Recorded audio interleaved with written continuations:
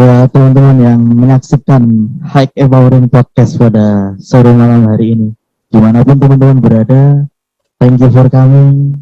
Semoga semuanya selalu ada dalam lindungan Tuhan. Shalom, Pastor Lars dari Sekinto. Apa kabar ini? Shalom Bang. Mantap. Masih ingat ya? Masih kemarin ya, tiga kriteria dari ciri-ciri ya. Ciri-ciri dari Fake Christianity. Jadi orang Kristen palsu itu menurut saya sih 3 hal yang kita sudah bicarakan kemarin. Untuk penjelasan lengkapnya tentang fake Christianity bisa teman-teman cek nanti di YouTube Kota Beriman ya. Kota Beriman. Oke, Pastor. Kalau ada yang fake, harusnya ada yang true dong, Pastor. True Christianity seperti apa? Kalau kita mau ngomong kekristenan yang sejati seperti apa, saya yakin itu akan ada banyak jilidnya. Banyak jilidnya. Banyak jilidnya.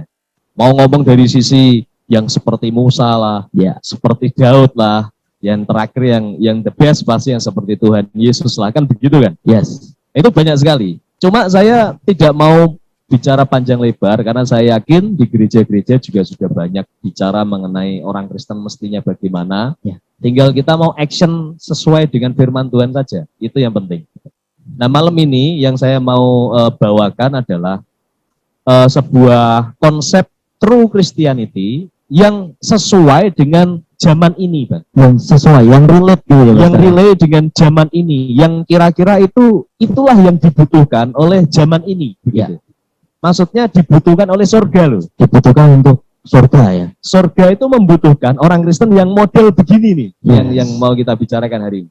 Ini yang paling relevan untuk kita sekarang, dan saya harap teman-teman mau menghidupi atau belajar lebih mendalam untuk menjadi yang demikian.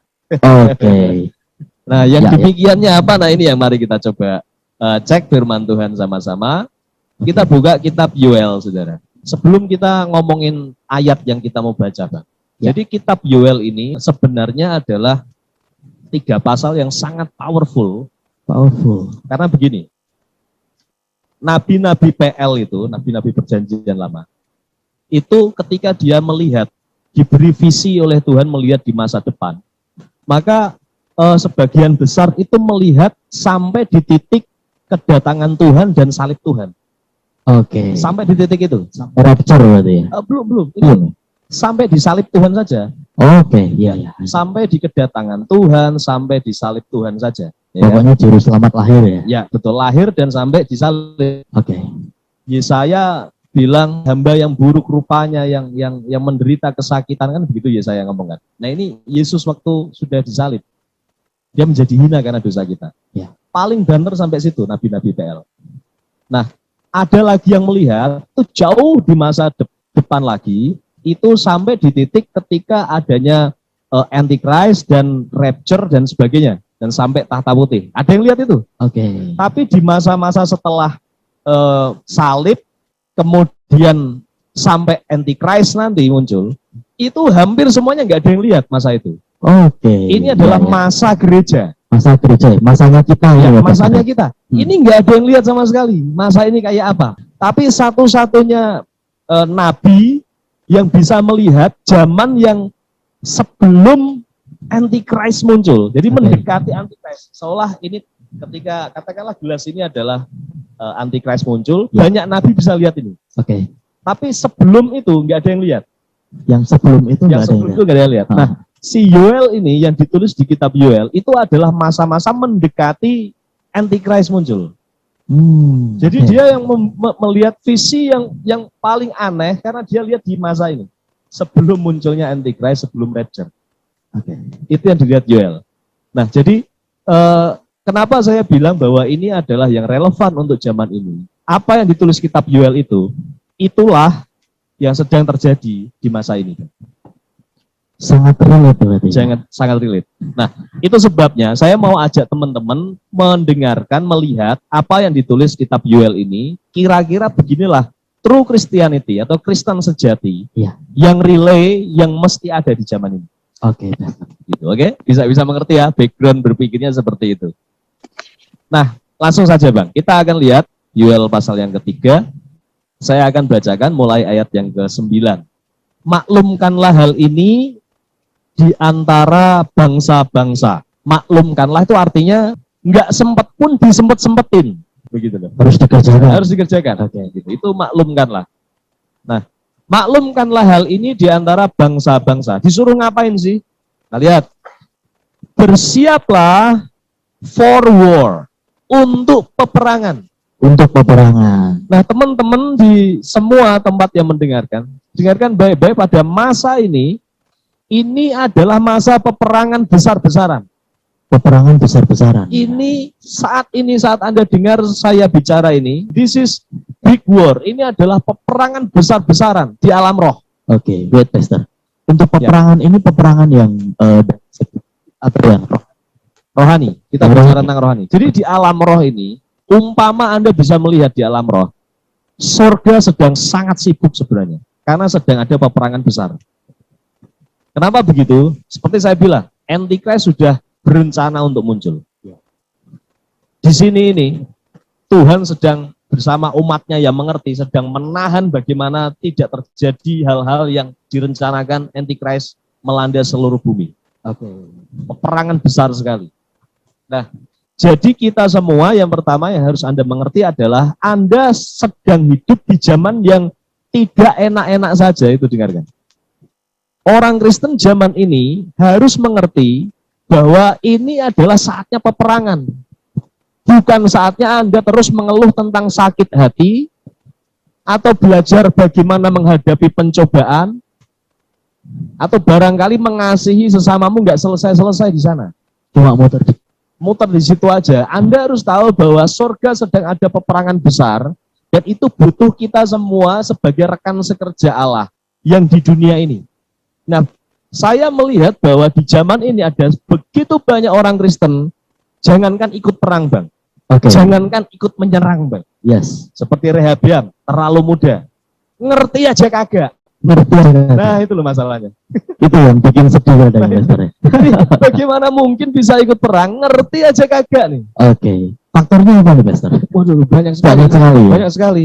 Dia mabuk cinta uang lah, cinta dirinya sendiri lah, atau mungkin haus kasih sayang, dan saya rasa saya sudah pernah mengkhotbahkannya ya di pokoknya sesuatu yang untuk dirinya terus ya begitu. Itu yang bikin nggak paham-paham tentang peperangan gitu.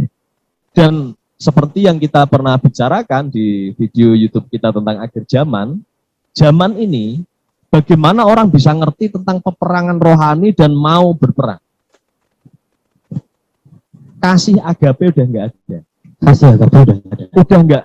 Begitu banyak orang udah nggak mengasihi Tuhan lagi. Yes, benar. Bisa dilihat tuh di mana-mananya. Alkitab nggak ngerti, nggak mau ngulik, yes. Merasa nggak penting nih firman Tuhan.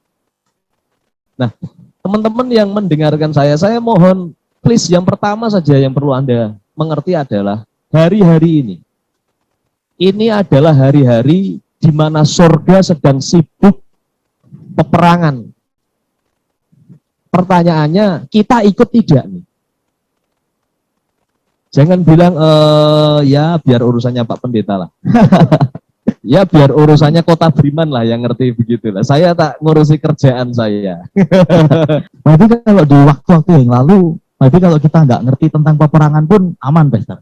Karena apa? Nah, begini, kalau kita semua berpikir bahwa biarlah ini urusannya yang ngerti segala macam. Terus terang saya dalam perjalanan saya ke beberapa kota, beberapa gereja yang berlainan aliran, mau yang karismatik, nggak karismatik, banyak yang nggak ngerti, Bang. Banyak yang tidak ngerti, peperangan rohani nggak ngerti, ini masanya masa apa nggak ngerti. Jadi kalau Anda masih juga merasa tenang-tenang dan berkata, sudahlah urusannya Bang Rinto, Bang Oksa, dan kawan-kawan lain saja. Saya mau bilang ya, Tuhan miskin pasukan kalau begitu. Oke. Jangan belokan pasukan surga malaikat banyak. Kalau ini urusan cuma soal malaikat doang ya, lebih baik kita semua meninggal deh. Ingat loh, ini yang diperebutkan adalah jiwa-jiwa yang di dunia. Berarti Tuhan butuh pasukan yang di dunia juga. Ingat di sisi sana, di sisi kegelapan, itu mereka juga punya orang-orang yang ada dalam kegelapan yang mereka pakai. Pasukan juga yang hidup nyata di dunia. Oke. Jadi peperangan rohani itu antara alam roh dan alam nyata itu sambung menyambung. Iya. Nggak bisa kita bilang kan lawan iblis ya, gampang lah, kita kan punya malaikat banyak. Saya tahu kita punya malaikat banyak. Tuhan juga ngerti malaikatnya lebih banyak. Tapi untuk urusan peperangan rohani ada legalitas bahwa ada orang yang di bumi ini yang harus bisa sehati, seirama dengan surga. Iya. Sehingga nanti peperangannya jadi abdol nih. Iya, benar. Nah, baru sah kalau begitu. Karena apa? Karena memang itu sambung menyambung antara yang di dunia dengan yang di alam roh. Nah, sedangkan iblis punya begitu banyak pasukan yang siap mati demi pekerjaan yang iblis sudah titipkan. Jadi yang di sisi kita kadang masih nggak ngerti juga tentang peperangan, tapi yang di sisi iblis mereka mengerjakan segala sesuatunya dengan excellent. Bang, begini Bang, terus terang. Kalau iblis milih orang, Yes. dia tuh nggak milih orang yang buruk-buruk loh Bang. Selalu yang the best. Ya? Jangan dikira orangnya iblis itu bego-bego. Enggak, salah Enggak. besar itu. Serius. Bener. Menurut saya, Yes. kalau iblis ngelihat saya, ngelihat bro juga, Iya. nggak kepake kita ini Bang. Beruntungnya kita. Ya? Untung kita. Tuhan kan ngomong batu yang yang dibuang oleh tukang bangunan, Yes. batu buangan, itu yang tak pakai jadi batu penjuru. Kan Yesus ngomong gitu toh. Iya. Itu ngomongin kita Bang. Kita yang Kita ini buangan sebenarnya di mata iblis loh. yes. Serius. Iya benar. Loh, orang-orangnya iblis itu disuruh puasa 40 hari topo, bahasa Jawanya gitu. Bertapa 40 hari. Mangkat, Dilakoni. berangkat. Heeh. Orangnya iblis itu ya, ini salah satu syaratnya orang-orangnya antichrist. Mereka harus bisa mencintai bidang yang mereka sukai sampai mengorbankan apapun. Dilakoni itu. Bahkan keluarga dikorbankan, dilakoni. Orangnya iblis, ini bukan ngomong orang terang nih. Orangnya iblis, kayak gitu. Oke. Mereka tuh kalau untuk dewanya mereka, gila-gilaan, serius. Orang Kristen suruh puasa sehari, pasti alibinya banyak. Perut saya sakit, kepala saya pusing, besok saya ada kerjaan. Asam lambung. Asam lambung. Kita balik lagi nih ke Joel ayat yang ke-9 nih. Iya, Tadi kan iya, kita baca tentang bersiaplah untuk peperangan karena Nah. itu kan peperangan yang rohani begitu ya. Kita lanjutkan ya. Oke. Dikatakan di situ, bersiaplah untuk peperangan, gerakkanlah para pahlawan. Nah, Tuhan mau kita ini masing-masing menjadi pahlawan. Saya lanjutkan. Suruhlah semua prajurit tampil dan maju. Ini bayangin. Semua kita ini ketika Anda menjadi Israel, kita ini Israel rohani, Ya. Anda sebenarnya sudah diberi sebuah wewenang, hak sebagai prajurit. Ya. Saya nggak tahu apakah selama ini Anda adalah prajurit yang sudah tampil dan maju atau belum, atau masih tertidur, malu-malu, cenderung menyembunyikan diri. Saya nggak tahu. Tapi yang jelas di masa ini, kalau Anda mau jadi anak Tuhan yang relay dengan zaman ini, Anda harus tampil maju sebagai prajurit. Oke. Dan Tuhan yang Tuhan inginkan di zaman ini, Anda nggak cuma jadi prajurit saja, tapi jadi pahlawan. Jadi pahlawan. Pahlawan itu bedanya apa sih sama prajurit? Gini loh, orang disebut pahlawan, itu kalau sudah menang di banyak pertempuran, Ya. betul apa tidak? Benar, benar. Baru dia masuk jadi pahlawan. Kalau cuma ikut perang dan ngikut doang terus, Follower dia aja. nggak pernah jadi pahlawan. Cuma tentara aja ya. Iya, pahlawan itu punya inisiatif sendiri, dia berhasil memenangkan sebuah pertempuran. Oke. Tentu nantinya kolektif sih, hasil peperangannya itu kolektif, dipersembahkan atau hasilnya adalah sama-sama kita serahkan, dikoordinasi, diorganisir oleh kerajaannya, kan gitu kan. Ya, benar. Tapi yang jelas dia nggak main sendirian dalam arti terpisah dari kerajaannya, enggak juga sih. Tapi yang jelas dia kalau dibutuhkan sendiri pun di sana dia bisa menangkan tempat itu, begitu loh. Oke, itu pahlawan. Itu ya? pahlawan. Labelnya khusus ya. Iya. Ah.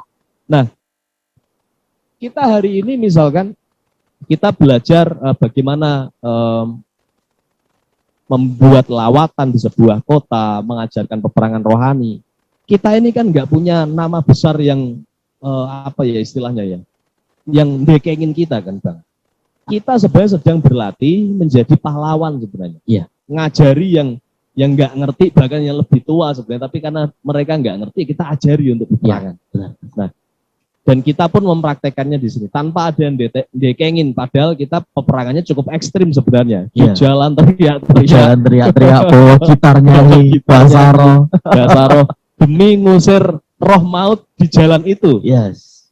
Ya, itu salah satu aksi-aksi kami, teman-teman. Nah, jadi itu adalah sebuah wujud bagaimana kita tampil dan maju.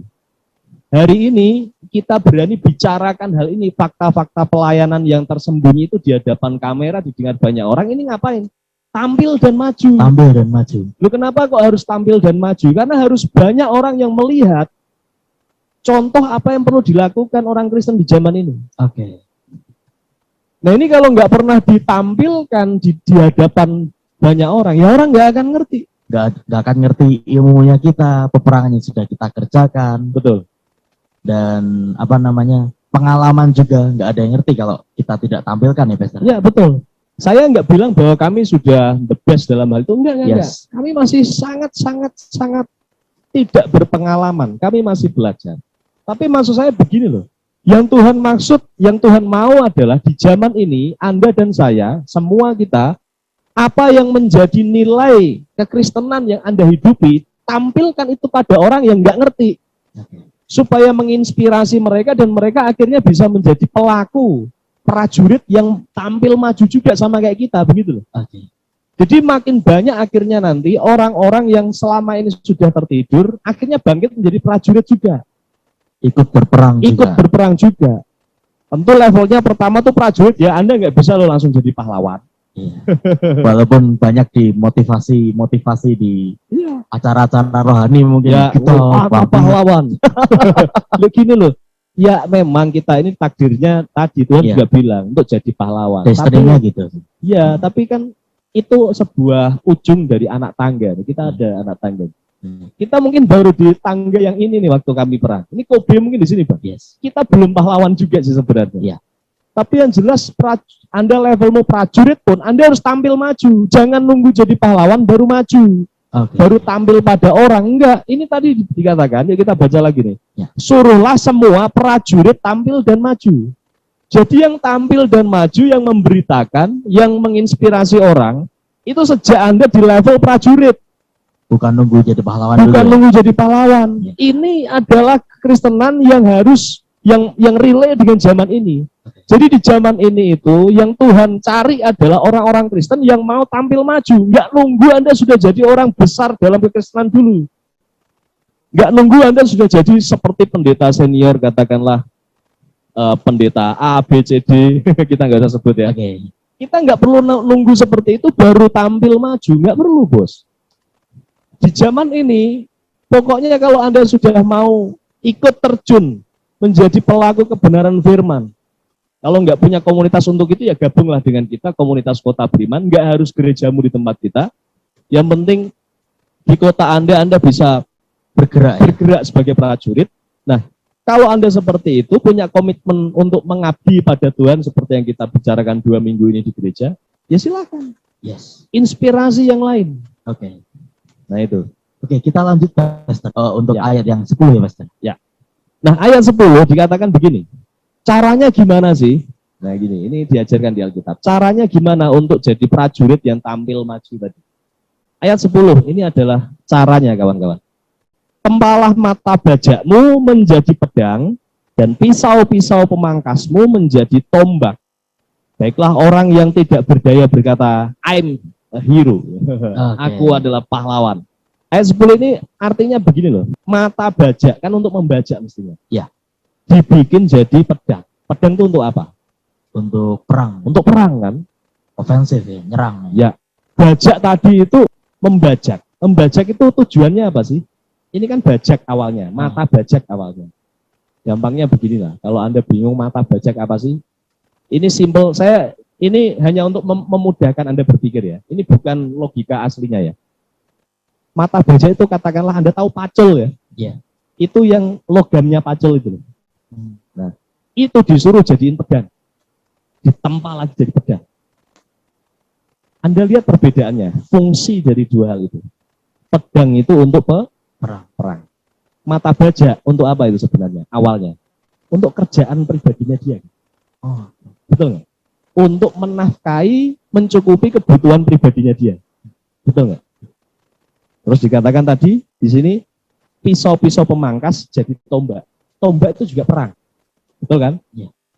Nah, artinya apa sih? Hari-hari ini caranya kita perang tuh begini. Pakai semua yang kamu miliki yang selama ini kamu hanya pakai digunakan untuk memikirkan dirimu, kebutuhanmu. Pakai itu untuk peperangan bagi Tuhan. apapun. Apapun.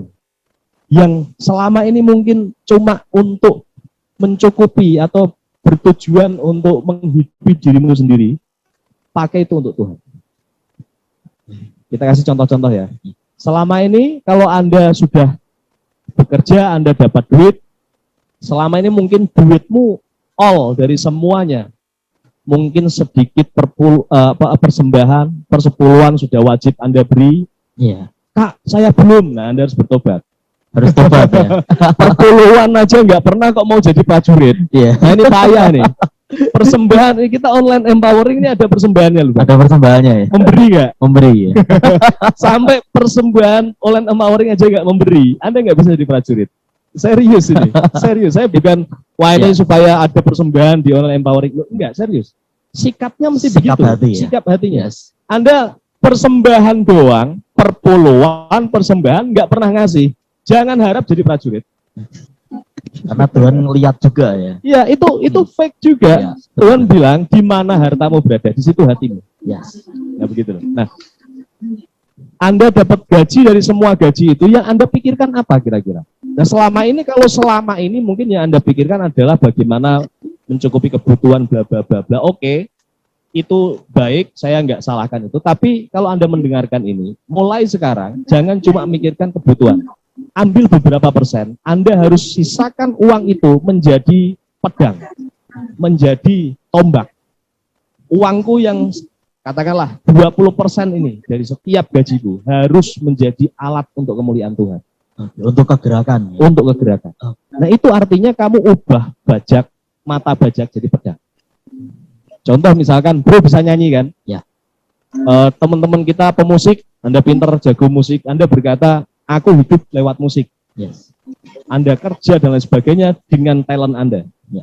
Mulai sekarang, Anda mulai berpikir, dari sekian 100% waktu dan tenagamu soal talentmu itu, berpikir bahwa aku mesti nih bikin karya-karya lewat musikku ini. Orang harus bertobat lewat musikku ini. Nangkep maksudnya? Ya, benar. Kalau Anda nggak bisa gerak sendirian, kolektif, ajak teman-teman yang punya hati yang sama. Itu sebabnya kita bikin High Empowering. Supaya orang-orang yang hatinya sama, kita bisa ciptakan sesuatu bersama. Bisa bersinergi gitu. Bisa bersinergi. Nah, itu contohnya seperti itu, Bang. Saya lanjut ya. Oke, Pak. Banyak orang di lembah penentuan. Ya, sudah dekat hari Tuhan. Di lembah penentuan. Saya akan baca terakhir sampai di ayat ini, Bang. Oke, Pak. Dikatakan, ini semua yang menggerakkan Tuhan. Tuhan memang yang ingin menggerakkan pahlawan-pahlawannya. Ya. Ingat, ketika pertama Anda bergerak, Anda adalah prajurit, dan Anda ketika sudah bergerak, Anda boleh tampil memberitakan ke banyak orang, ya, menginspirasi mereka. Tapi ingat, jangan puas sampai di situ. Yang Tuhan mau adalah Anda perang sampai menang, dan nggak cuma satu peperangan, menang, menang, menang, dan menang sampai levelnya pahlawan. Oke. Itu adalah zaman ini. Itu sebabnya di zaman ini, Bang, itu kita ini ya, jangan nganggur-nganggur. Capailah kemenangan-kemenangan di banyak hal. Yes. Kalau kamu misalkan hanya bisa ngajar firman, misalkan kayak saya, buat hal lain selain firman, dan kamu harus menang di sana. Kalau kamu punya ide bisnis, bikin bisnis yang sampai kamu bisa keruk keuangan dari orang-orang fasik. Oke. Dan pakai keuanganmu itu sekali lagi ya jangan buat bajak terus buat dirimu sendiri. Jangan untuk Untuk self diri kita sendiri, tapi pakai jadikan tombak. Ya. Biayai pelayanan. Nah, kalau bisa bikin tempat-tempat pelayanan, rumah karakter kayak dan lain sebagainya. bikin kegerakan di Kota kota masing-masing. Kalau malu-malu nggak punya temen, panggil kita. Kita akan istilahnya naungi untuk bekerja sama. Yes. Nah, mesti begitu. Jadi kita ini nggak boleh santai-santai di zaman ini. Anda harus kembangkan semua talent Anda sampai menang, menang, dan menang. Ya. Anda yang di kota-kota, penjaga kota, Anda juga harus menang. Tidak boleh ada virus masuk di kota Anda. Amin, amin. Nah, itu adalah kemenangan. Oke. Nah, kalau semua anak-anak Tuhan seperti ini, Indonesia akan mengalami benar-benar tidak bisa dijamah oleh Antichrist, Pak. Nanti kita akan baca ayatnya. Oke. Tapi yang menarik begini loh, saya mau kasih tahu Anda kenapa kita berhenti di ayat 14 tadi. Dikatakan di sana, banyak orang di lembah penentuan. Oke. Begini loh, hari ini ketika Anda dengar ini, Anda masih berkata, oh iya ya, kayaknya seru begitu. Kayaknya saya terpanggil, tapi besok-besok Anda terlalu tua dengan banyak pertimbangan. Ikut nggak ya? Kayaknya aku gini-gini aja oke lah. Saya kasih tahu begini loh.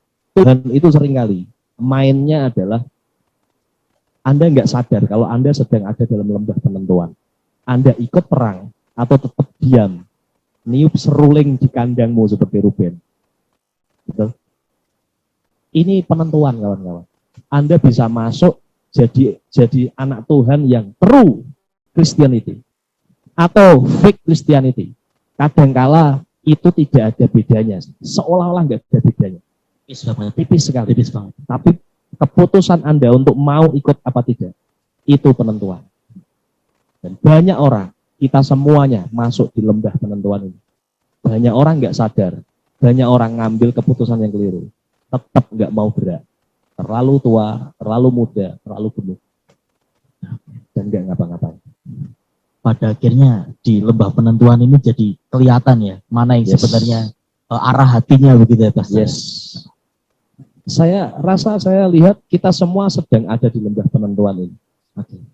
Makanya bro dan kawan-kawan, banyak kita semua ngalami lah.